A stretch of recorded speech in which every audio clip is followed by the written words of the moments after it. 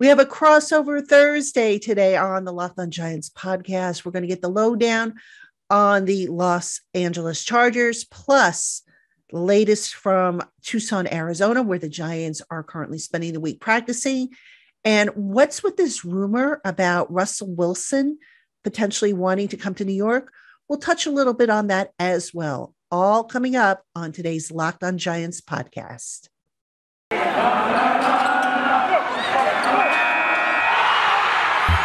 Locked On Giants, your daily New York Giants podcast. Part of the Locked On Podcast Network, your team every day.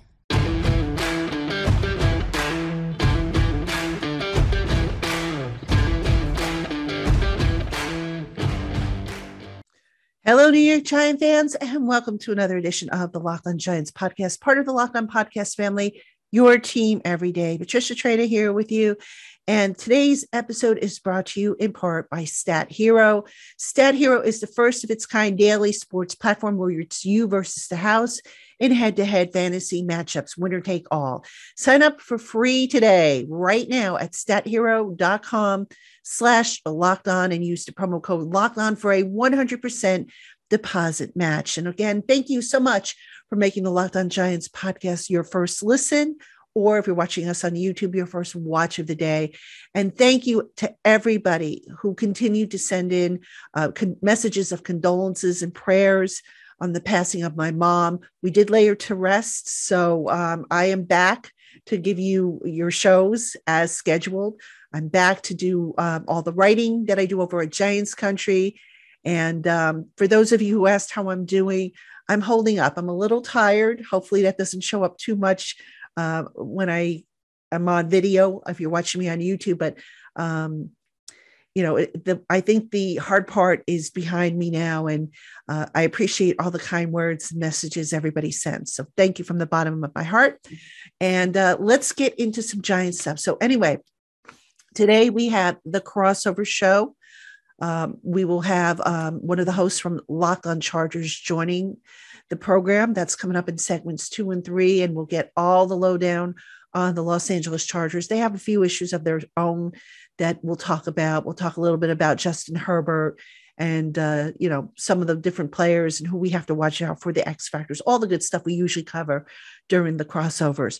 But before we get to that, I have a couple of things I want to take care of here in this first segment. The first thing, obviously, since I am taping this on a Wednesday, I actually have the Giants injury report. So let me just get you caught up on that really quickly. Did not practice. And now this was a projected injury report. The Giants had a walkthrough out in Tucson, Arizona. So projected not to have practiced would have been quarterback Mike Glennon, receiver Kenny Golladay, cornerback Adoree Jackson, and wide receiver Kadarius Toney. And folks, I'm getting a little concerned as to whether or not we will see Kadarius Toney again this season. It's early. This is just my opinion. And let me just preface this by saying I have been out of the loop the last couple of days, but I'm starting to wonder if we will see this kid again this season. I hope we do.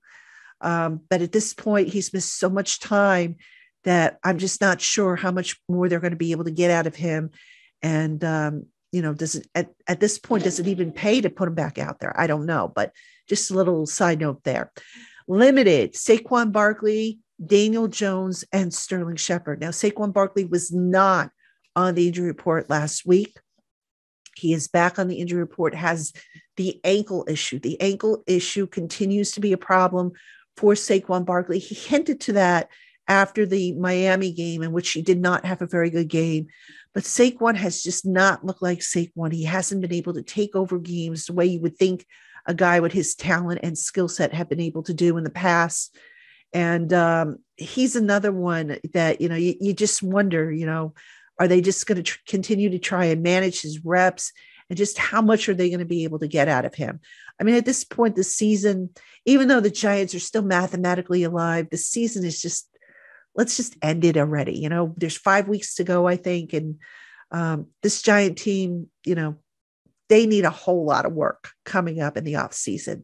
I don't have to tell you guys that. And, I will be breaking that stuff down on I'll probably work on some stuff over the weekend so that I have some notes for you for next week's shows and whatnot. But this Giants team just really disappointing, was considering all the investment they made, the talent. You can blame it all on the offensive line if you want, the error in judgment on the offensive line. That is certainly a big part of it, but just not the year that any of us thought it would be. I was very optimistic coming in, but just goes to show you, as I've said time and time again, you can't take shortcuts when it comes to building a roster. And the Giants tried and it didn't work. So anyway, speaking of the offseason and personnel, there was a report by NFL insider Jordan Schultz that Seattle Seahawks quarterback Russell Wilson is apparently willing to waive his no trade clause for 4 teams: the Eagles, the Saints, the Broncos, and the Giants. So over on Giants Country, I put an article out, should the Giants trade for Russell Wilson? And I also have there's also a post on the Giants Country message boards if you want to check that out. The message boards are free over there. And of course, I've tweeted the article out with the headline question, should the Giants trade for Russell Wilson? And right away, people, yes, no, yes, absolutely. I want to talk about that just a little bit here. And I'm not going to go into great detail because, quite honestly, I know what I would do and I will tell you what I would do. But let me just present both sides of the coin here, if you will. Can the Giants afford it? First off, that's the first question I always ask. Can they afford a player? Can they afford to trade for a player? So in looking at what Russell Wilson has next year, he has a $37 million cap hit, but of that cap hit, $13 million is part of the prorated signing bonus. So he's got a $19 million base salary plus a $5 million roster bonus. Now, if the Giants wanted to trade for him, could they make it work financially? Yes, but they would have to obviously get that $19 million deal down. Now, here's the problem. Russell Wilson is under contract through 2023. And let me see, I think he has another $5 million roster bonus due on the 5th day of the 2023 league year. So here's the thing. In 2023, the salary cap is projected to really jump up. It is going to be, and I'm going to just quick look up what the amount is going to be. I know next year they're projecting it's going to be 208.2 million. In 2023, it's going to jump up to 225 million. That is the projected rate. And then, of course, in 2024, 256 million. So that's basically starting in 2023. That's when you're going to see the television money start to kick in. So can the Giants afford to squeeze Russell Wilson under the cap? The answer is they can if they were to restructure his 2022 base salary. They cannot carry 19 million. All right. They would have to obviously pay like the roster bonus, and they would have to shave some of that off and convert some of that money into a prorated bonus that would span 2022 and 2023. So they'd have to bring down that $37 million cap hit. It can be done. I'm not saying it should be done because personally, I think, get the offensive line fixed. And hey, listen, if the reports are true that Russell Wilson wants out of Seattle because he's being hit too much, because, he's getting sacked too much, coming to New York that doesn't have a solid offensive line, I don't understand the logic behind that. I mean, you wonder why he would include the Giants in that list. Denver has a pretty good offensive line. I think the Eagles have a good offensive line when healthy. The Saints have a good one when healthy. The Giants right now do not. So I just find it kind of curious that they would, that the Giants would be one of the teams on Russell Wilson's wish list. And not saying that, would a guy like that with that talent be a welcome addition? Yes. But here's the other thing. All right. You still have Daniel Jones on his rookie deal, the last year of his rookie deal, which means you could still have him fairly cheap to see what you've got in him. So let me just call up the numbers here with him. All right. So Daniel Jones next year, in the final year of his rookie deal, is only going to count for $8.365 million. To me, you've got to find out what you have in him. Now, I know people are going to say, well, he's been here now 3 years. And yes, okay, he's been injured. He's missed some time. There's been times when he's looked good. There's been times when he hasn't. The thing I don't think the Giants know yet about Daniel Jones, believe it or not, even after 3 years, is can he really elevate those guys around him? And that's something that NFL analyst David Carr, former NFL quarterback, used to play with the Giants for, I think, a couple of years. That's something he told me recently. You know, you look at Eli Manning, and I know a big thing a lot of people used to say about Eli is you look at some of the receivers and what he was able to get out of those receivers. He was able to elevate their performances. Daniel Jones hasn't yet been able to do that. And that's how you know when you have a franchise quarterback versus a guy that maybe you can win with. And right now, I think Daniel Jones is probably a guy that you can win with in spite of. So the Giants, you know, if we're trying to be fair here, which you know I like to be, put a decent offensive line in front of him. See if he can be that guy, a guy who can elevate the talent around him. And if not, then you move on after next year. Don't pick up the fifth-year option. You know, there was a time where I say, okay, you have to pick up the fifth-year option. I no longer feel that way about Daniel Jones. If Daniel performs well next year, you can always franchise him. I think the franchise amount would actually be a couple million less, projected at least, than the fifth-year option. So that's how I feel about the quarterbacks. Russell Wilson, I don't see it happening. I really don't. I mean, I could see how they could fit him in, but I would not go in that direction. I just wouldn't. If you're going to move on from Daniel Jones altogether after this year, see if you can get a free agent. All right. I would not give up the assets that it's going to probably take to get a Russell Wilson when that offensive line is a mess, when the pass rush has just been, meh. So get the offensive line fixed. Bottom line, Russell Wilson's a nice little pipe dream, but I don't see it happening. All right, Giant fans, coming up next, we are going to have the crossover section of the show with LockedOn Chargers. Stick around. That's coming up. All right, Giant fans, we have more coming up on today's LockedOn Giants podcast. But first, Stat Hero is the first of its kind daily fantasy sports platform where it's you versus the house and head-to-head fantasy matchups, winner take all. And here's the crazy part. Stat Hero shows you their lineups before you play, and you handpick the team you want to face the house one-on-one. With Stat Hero, you are in control of the stakes. You decide how much you're going to play for, and Stat Hero has no choice but to take it because they are daring you to beat them one-on-one. So sign up today for free right now at stathero.com/lockedon for a 100% deposit match. Again, that's stathero.com/lockedon for a 100% deposit match. Terms and conditions apply. stathero.com/lockedon. And welcome back, everybody, to the crossover section of the LockedOn Giants podcast. The New York Giants facing the Los Angeles Chargers on the road this Sunday, 4:30 game, I believe. And joining me now to break down the Los Angeles Chargers is one of the co-hosts of LockedOn Chargers, David Droegemeier. David, thank you so much for joining me.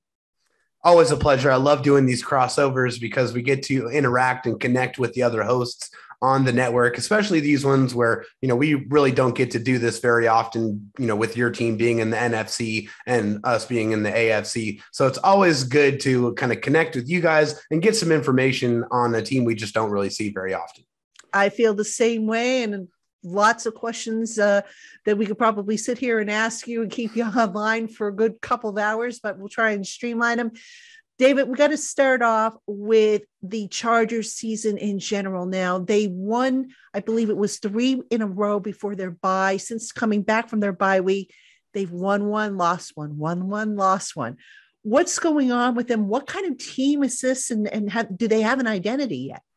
Yeah, I mean, that's a very interesting question. And the Chargers are very frustrated by that seesaw battle, that up and down. They want to build some consistency, that they want to, go on a run. I mean, they put themselves in a good position here, being 2 games above 500 in an AFC that's jam-packed with a lot of different teams really vying for those playoff spots. I think on defense, they're really starting to find their stride. They were one of the worst run defenses in the league for the majority of the year, and they still are. I mean, just because they dug themselves a very, very deep hole, but they've gotten much, much better. So I think on defense, identity is much more physical, really keying in to try to stop the run and limit those explosive plays. And on offense, they really want to get Herbert on the move. They want to utilize the rollouts and the bootlegs and the RPO game. And they really want to try to stretch the field. I mean, whether that is going to be allowed to them or not, obviously, the other defense or the defense he's going up against is going to dictate that. But they want to be explosive on offense, and they want to limit the explosives on defense. All right. You mentioned Justin Herbert, a quarterback that I know I liked when he was in school, that I was hoping the Giants might get. Where has he taken the biggest jump from year 1 to year 2? Yeah, I think it's just processing of the field. I think in his rookie year, he really he used a lot of talent, just a lot of God-given natural talent, and in an offense that really accentuated his gifts, and that's big, that big rocket arm. He had many explosive plays in his rookie season. And I think this year, in an offense that's more New Orleans kind of centric, also some running concepts from the 49ers and some passing concepts from the Green Bay Packers. They were really trying to take bits and pieces from some of the more successful offenses in the NFL and try to put something together specifically for Justin Herbert. So I really think just the processing, the more defenses he sees, the better he's going to be able to get at that. And that's one thing that in his rookie year, he had some trouble with changing the sight picture post snap. And then really trying to make Justin Herbert make decisions very, very quickly. I think that he's really gotten better with that. And I think with a defensive-minded head coach like Brandon Staley, he's been really helping aid that development as well, because he can say, hey, Justin, this is what the defense is trying to do to you. This is where you need to go with the football. So just having that kind of double education there with the head coach, I think has really helped Justin Herbert be a more complete quarterback in year 2. All right. Now, the Chargers announced this week they have some COVID players, guys who tested positive for the COVID-19 virus. Keenan Allen, the top receiver. Mike Williams, I believe, is the second receiver. And I think Chris Harris was the other one that tested positive. Let's talk about the 2 receivers. How much, if they can't play, how much does that affect and change the offense? Well, just a real quick correction here. Keenan Allen's the only one that actually tested positive for COVID-19. Chris Harris Jr. was just a close contact. Mike Williams was also just a close contact as of this moment. So because those 2 players are close contacts, they have to be quarantined for 5 days. Both of those players are unvaccinated. So as long as they continue to test negative by Saturday, they can be cleared and they can play on Sunday. But to answer your question, Keenan Allen is an animal. I mean, he's one of the best wide receivers in the NFL. He's not very fast, but he's extremely agile. He's one of the best route runners in the league. He can beat you off the line in a variety of different ways. He is a third down monster. He collects first downs like their presence on Christmas Day. He absolutely just wins on that down. So the Chargers are going to have to shift to get the ball into Mike Williams' hands if he's able to play. If he's not able to play, then they need to rely on, Josh Palmer, who is a rookie wide receiver this year, more Jalen Guyton. But I also think most importantly, they're going to shift to the tight ends. I think they're going to utilize Jared Cook and their giant skyscraper. Donald Parham is 6'8". Those 2 guys, I think, will be much more focused in the game plan if, God forbid, Keenan Allen and Mike Williams are unable to play on Sunday. What about with Chris Harris if he's unable to play? Chris Harris, I think one person that's going to help kind of negate the loss or the potential loss of Chris Harris Jr. is the return of rookie cornerback Asante Samuel Jr. Asante Samuel Jr. has been one of the best rookie cornerbacks in the league this year. He has been very aggressive, and there's a noticeable difference when he is on the field versus when he is not on the field. The Chargers can be much more aggressive rushing the passer because they trust that protection a lot more on the back end when Asante Samuel Jr. is on the field. So he's returning from his second concussion. The Chargers have been very, very, very careful with him. And that's just something that Brandon Staley believes very strongly in. Even last week in the Bengals game when Joey Bosa was evaluated for a concussion, Brandon Staley elected to keep him out just because Joey Bosa does have some history with concussions in the past. So they really just wanted to act in an abundance of caution to really just show his players and everyone else that he is going to take their health. And that's going to be the most important component when dealing with his players. All right, Giant fans, we have more coming up on today's Locked On Giants podcast. But first, Super Bowl 56 at Los Angeles' SoFi Stadium is less than 100 days away. And On Location, the official hospitality partner of the NFL, is the only place where you can score a once-in-a-lifetime Super Bowl ticket and experience package. Select your exact seats and choose from elite experiences featuring an exclusive pregame celebration with NFL legends, 5-star Los Angeles hotels, and food prepared by the legendary Wolfgang Puck. Visit On Location EXP/SB56 for more information, or search Super Bowl On Location. That's On Location EXP/SB56, or search Super Bowl On Location. The Super Bowl will be here before you know it, so plan on getting there with On Location. Hey, Giant fans, it's the most wonderful time of the year as college football is gearing up for the playoffs. The NFL playoff race is starting to take shape, and the NBA and NHL seasons continue to heat up. And no matter what your sport, BetOnline has you covered with all holiday season with more props, odds, and lines than ever before. Head to their new updated desktop or mobile website at betonline.ag to sign up today and receive a 50% welcome bonus with the promo code Locked On. Don't wait to take advantage of all the amazing offers available. Visit betonline.ag today and get your 50% welcome bonus with the code Locked On. You have the Locked On Giants podcast with Patricia Traina and special guest David Droegemeier. He is one of the co-hosts of the Locked On Chargers podcast, and he's breaking down the Chargers, telling us what we need to know. And got to ask you about Austin Eckler. I mean, what a success story. An undrafted free agent has come in, and he's basically, besides maybe, Justin Herbert, he's kind of been the moon, I guess, around which the offense has orbited. So what is it about Eckler? What does he bring to the table, and how do you stop this guy? Yeah, that's a great question. I think a lot of defenses would love to have the answer to that. But Austin Eckler is just so dynamic because, I think early on in his career, they saw him as just a pass catching running back, someone who is an absolute demon in the open field, who can really break tackles, who's one of the pound for pound strongest players in the NFL. He's very small in stature, but that definitely does not have any bearing on how he plays on the field. He plays like he's 6'4" because that's just the attitude that he has. And I think now, in his fourth or fifth year in the NFL, he's much more of a complete runner. He doesn't get all the touches just because he is small in stature. But for him, it's not about rushing attempts. It's about touches. It's about getting him the ball in the passing game. It's about being efficient in the running game. He just, he would really love to have a RB2 step up and try to take some of that pressure off of him, but nobody has really emerged in that role. So for him, he is definitely a catalyst for the Chargers offense. You get him the ball and good things happen. He's just an incredible weapon and at this point, a very complete football player. Now, when I was studying the Chargers and looking at some of the stats, one stat in particular jumped out at me, and that is a 35.7% conversion rate on fourth down. The Chargers, a very aggressive team on fourth down. I'm sure Giant fans wish that the Giants were that aggressive. What can you tell us a little bit about, that aggressiveness, how they kind of come to these decisions, and just give us a little bit of, background as to how they think? Yeah, for sure.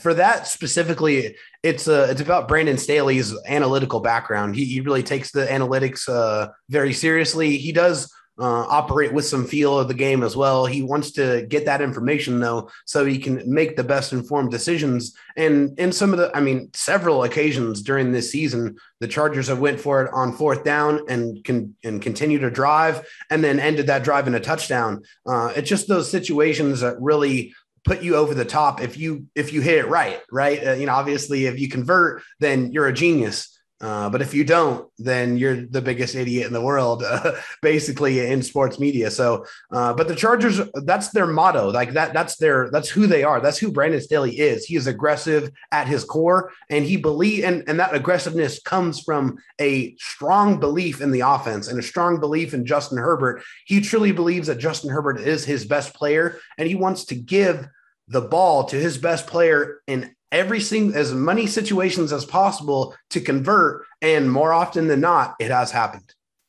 All right. Now, on the flip side, a stat that I think the Giants probably have taken note of is that the Chargers are 31st against the run. They're allowing 141.2 yards per game against the run. Again, 31st in the league. Gosh, if only Saquon Barkley were Saquon Barkley of 2018. But what has been the biggest problem for the Chargers in defending the run this year? Well, I think it's something I touched on earlier, and it's the want to limit those explosive plays, those deep passing plays. The Brandon Staley's defense is basically saying, hey, we'll let you, kill us by death by 1,000 paper cuts. We'll let you get those 3, 4, 5, 6 yard, runs and passes, and kind of wait for you to make a mistake and really buckle down in the red zone. That's kind of what they do. They'll let you dink and dunk your way down the field, but they get really, really tough in the red zone and try to, avoid those touchdowns and really force field goals. But like that's exactly what they're trying to do. They really don't. They're going to keep that too deep safety shell, and they're not going to let you throw over the top. They'll let you get everything you want underneath, but they're going to do everything in their power to limit those explosive plays. Now, the Giants right now, they are a walking wounded animal. Best way to describe it. I mean, with all the injuries, they have also struggled. That said, is there a concern that maybe the Chargers are looking past the Giants, because I believe they have the Chiefs after the Giants, which is a division game? So is there that concern? No, there is not. Not for me, because, Brandon Staley has been very, very clear that this Giants team has talent, and it's definitely true. The Giants defensive line is very young, very athletic, and one of the better defensive lines in the league, regardless of their record. And on offense, there's a tremendous amount of respect for Saquon Barkley, even though he may not be the same player that he was back then. That respect has already been there. It's already been given by Brandon Staley, and he acknowledges that there are players on that team, and you can't do that. This is the NFL. If you go into it with the mindset that you're just going to walk all over a team, then those are the instances you get beat. Those are the games that become trap games. So you can't allow that. You can't have that mentality. And Brandon Staley is going to instill that. You cannot look past any team in the NFL. All right. Final question for you. What is the X factor in this game? Yeah, I think the X factor, just looking at some of the stats from the Giants, it's definitely getting the ball in space for Austin Eckler and really forcing those linebackers to try to cover them. They give up a pretty high completion percentage. So that's definitely something that I think they're going to look to really try to exploit. And on defense, it's really focused on stopping Saquon Barkley and Devin Booker. Those are the two, big weapons there. And there's also a big respect for Kenny Golladay as well. You have to locate Kenny Golladay at all times, no matter who's throwing the football. That guy can make plays. So you want to try to limit those plays on offense to Kenny Golladay and really try to bottle up the running game. And then, like I said, really try to get Austin Eckler in space against those linebackers and, take your shots as well. They're going to be there. So you're going to have to take advantage of them when they do present themselves. All right, David, great stuff. Giant fans, thank you so much for tuning in to today's show. Make sure you check out the LockedOn Chargers podcast. I'll be talking Giants with David. And make sure you check them out also on Friday as they continue to preview the game, as well as we continue to preview the game. So thank you for making us your first listen of the day, or if you're watching us on YouTube, your first watch of the day. For David Droegemeier, I am Patricia Traina, and we will talk to you again tomorrow.